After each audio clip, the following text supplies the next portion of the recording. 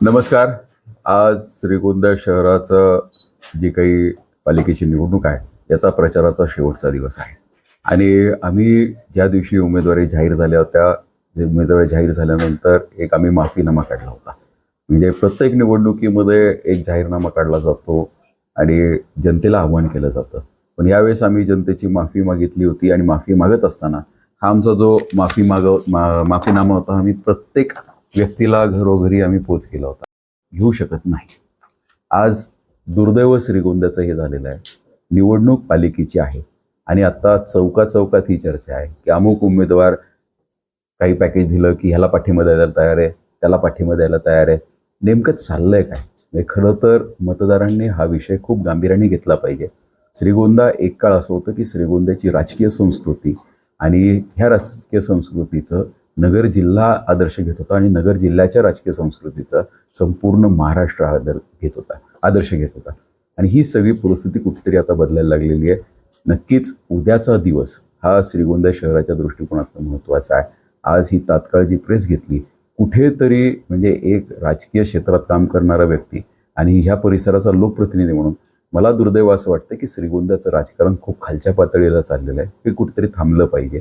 अशा प्रकारे आपण लोकशाहीची नुसती थट्टा करत नाहीये, तर लोकशाहीचा आपण बाजार मांडतोय, हे कुठेतरी थांबलं पाहिजे.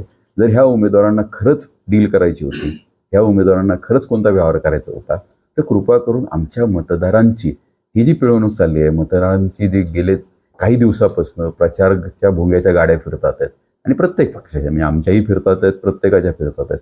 याच्यातनं मतदारांचा जो काही छळ झालेला आहे, नेमकं काय यातनं आपण साध्य करणार आहोत याचा प्रश्न हा सर्वसामान्य मतदारांना नक्कीच पडणार आहे.